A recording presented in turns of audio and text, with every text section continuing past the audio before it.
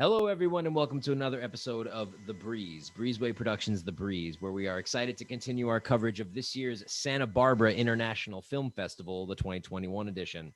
And we are excited to bring you guys today the filmmaking team from the film An Addict Named Hal.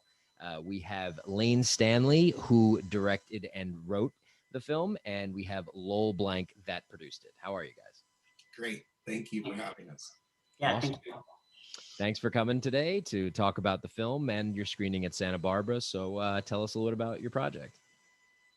Go ahead, Lane. Sure. So Addict Named Hal tells the story of a group of recovering drug addicts living in a halfway house.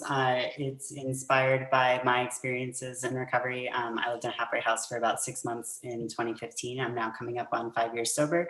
And a lot of the characters in the film are inspired by mostly combinations of people that I knew there.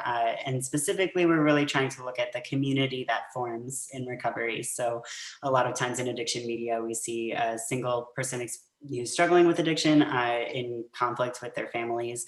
But especially when you're in the kind of care, like a halfway house in residential care, your primary contacts end up being the people that you meet who are also in recovery, and that starts to become your primary support system. So it's an ensemble film looking at a group of people focusing on Amy, who's the protagonist, who's new to the house and very new to this world as she starts to navigate what recovery might look like for her. Well, congratulations on your sobriety. I have some friends and colleagues that have been through that arduous journey, and I know it is not easy. So kudos to you for that. And Lowell, how did you and Lane link up and tell us the journey of this film, which is now a feature, sure. but yeah. Yeah, so I read a short play that Lane wrote, Addict Named Hal, and it was a 10-minute short, Lane? Yeah, it was, and I just thought, like, well, I really liked the writing, and I thought the concept was really interesting because it was more like not about a struggle between a parent and a child. It was more about this person and their experience. You know, even though the original play was just the guy, Hal, it was still obvious that it was about, like, from his perspective and his experience in this environment of recovery. And I just thought there was something unique about it. And I also identified with Lane's voice. But Lane hadn't directed a film, so I was like, well, why don't we make a short? It's a short play. Let's develop it into a short script. We'll make a short. And that will be a good test to see, you know, just how we work. And we did that in about a year, 2018, and it worked really well. It was just a great experience. We got in a few festivals with the short, but it was never really the short was really a test to make the movie. We always knew that this was about making the movie. But once we had done that, I felt really confident that that was proof of concept.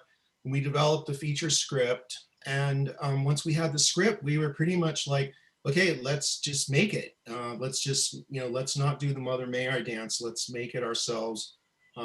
We raised about a third of the budget from Kickstarter. My company put in about a third of the budget, and we got another third of the budget from private investors. So we were literally able to just plant our flag and say, you know, we are making this movie, on these dates.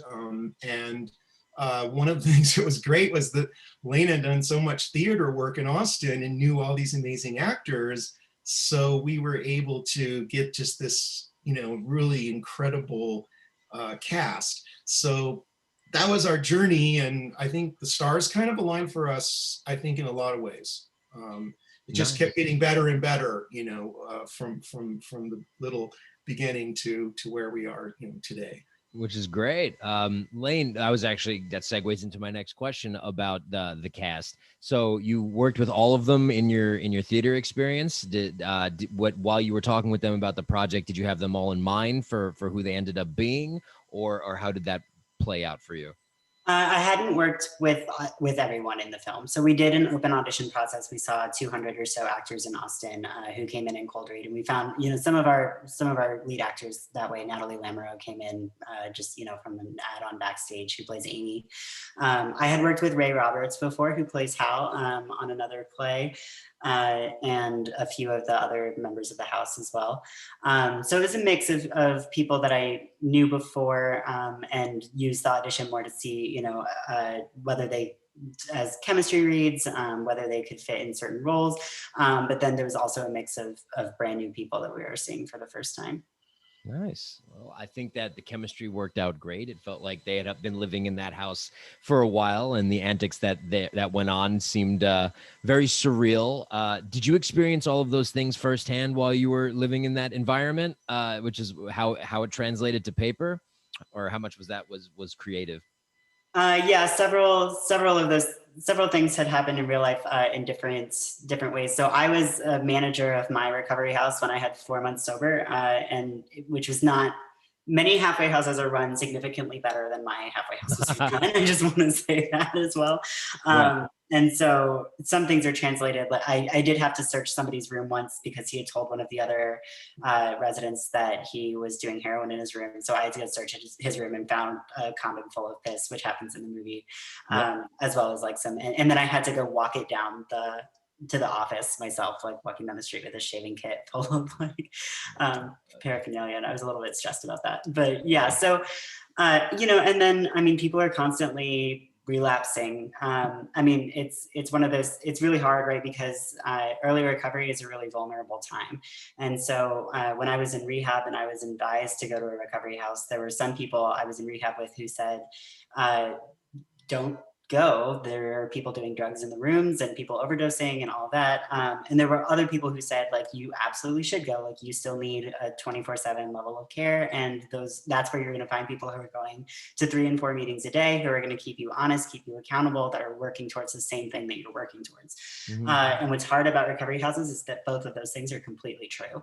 Like, you will find who you want to find there, so there were people, I have friends that I was in the halfway house who are still sober, who have achieved long-term sobriety since, and I have a lot of friends who are dead. And so that's part of what this film was trying to show too, is that people end up on really different paths, and you just have to align yourself with the people who are getting after what you want. Yeah.